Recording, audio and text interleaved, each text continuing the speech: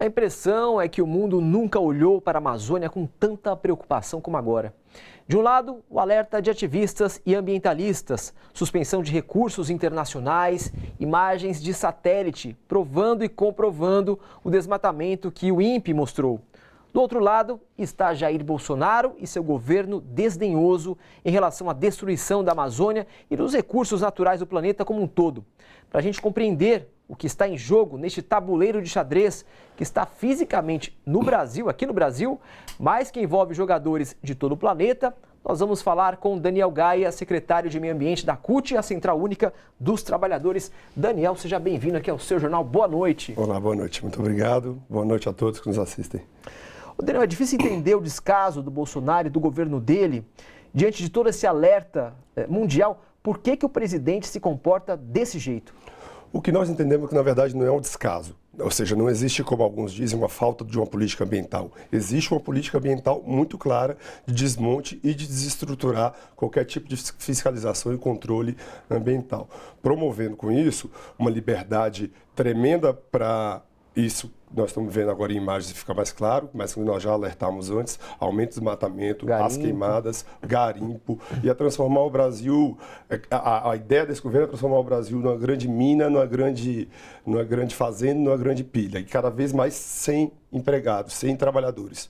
Então, é a produção de energia da forma como está sendo produzida, desqualificadamente e terceirizando, quarteirizando empregados, grandes fazendas de monocultura e a mineração que atinge por demais a Amazônia, mas também atinge vários outros estados brasileiros. E assim, de que forma a destruição da Amazônia afeta o equilíbrio climático de todo o planeta? Bom, as matérias mostraram aqui o impacto que tem, a responsabilidade que tem a Amazônia no controle climático global. Nós vamos ter uma conferência do clima agora em dezembro em Santiago. Conferência do clima essa que o governo se negou a fazer aqui no Brasil, inclusive, da forma como já estava acordado. Então, o que se mostra muito claro é que tem uma política desse governo, e ela não é só desse governo, é uma política internacional de alguns setores da política e do empresariado, de sabotar, de boicotar a Conferência do Clima. Vamos estar num momento muito importante que os estados, os países devem assumir efetivamente os compromissos, entregando os cadernos, e é uma política desse governo, organizada internacionalmente, de sabotar esse momento importante de disputa da agenda climática, combate ao aquecimento global. A Amazônia tem um papel importantíssimo, claro, e é isso, a destruição de 20%, como se mostra hoje, da Amazônia, e se chegar a 25% já torna-se irreversível, vai contra tudo da política ambiental que o governo brasileiro conseguia colocar como positivo nas reuniões do clima que acontecem anualmente. Agora, o Macron, o presidente da França, falou que vai levar isso para o G7. Isso. O que isso pode implicar para o Brasil? Inclusive para a nossa imagem, né? Então, hoje já começa... Financeiro também? Isso. Hoje já começa, inclusive, disputas dentro do agronegócio. O agronegócio, parte do agronegócio, inclusive, o ex-ministro Lauro Maggi, o presidente da Associação Brasileira de Agronegócios, dizendo que a soja é limpa, cheirosa, bonitinha e que não desmata. Nós sabemos que não é verdade, inclusive pelo aumento de zona de produção de soja, principalmente no estado do Pará, que nos últimos 20, 15 anos aumentou mais de 22.000%. E uma transferência de responsabilidade para o setor pecuarista, e que é falta de competitividade, falta de qualidade do setor pecuarista. Então, eles já começam a se mexer porque sabem que o impacto pode vir não só dessa reunião do G7, alguns outros países individualmente já têm declarado que possivelmente deixem de fazer negócios, compra principalmente das commodities brasileiras, da carne e da soja, dos grãos, e isso vai impactar eles. Ou seja, entram em contradições nesse momento, mas com o governo e a política que eles promoveram. E os ataques às ONGs ambientalistas seriam uma forma de acabar com o ativismo, na sua opinião? Com certeza. O discurso, da forma como está sendo colocado, é a continuação do discurso que esse governo, que esse presidente impôs durante sua campanha, criar falsas verdades e as fake news.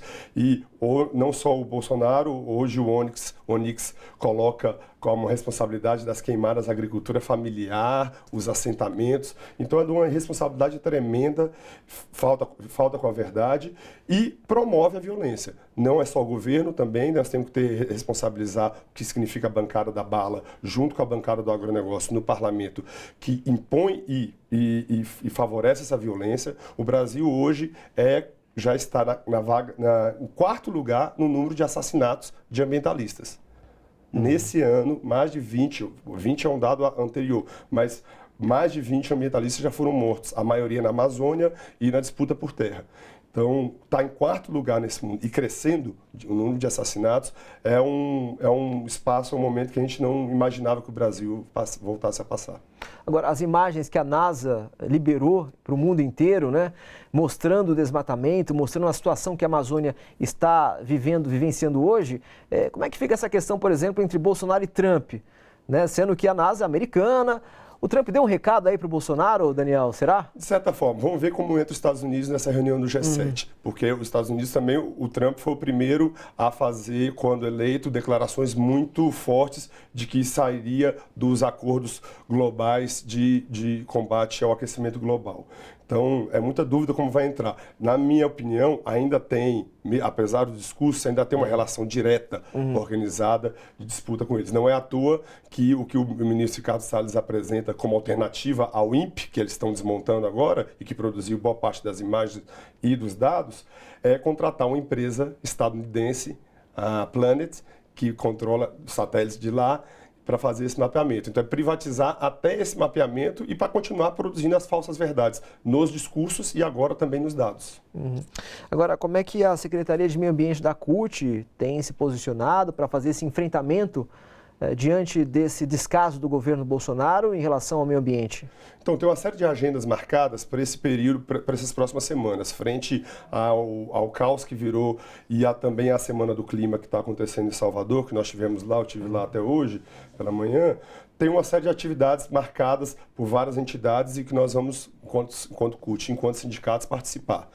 Na semana que vem, no dias 4 e 5, nós, junto com a Frente Brasil Popular e a Frente Povo Sem Medo, estamos organizando um grande seminário para debater o tema soberania e, não por coincidência, esse seminário se dá também no dia 5, no dia 4 e 5, e dia 5 é o dia da Amazônia.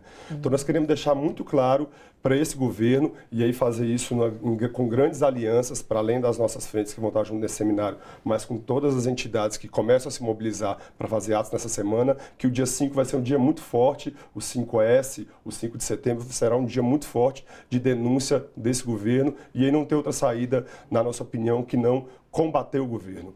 Além de demonstrar, fazer todas as disputas nos locais, os nossos sindicatos na Amazônia, principalmente os nossos sindicatos no Mato Grosso, porque além da Amazônia, o Pantanal é muito atingido por essa sequência de queimadas, por esse...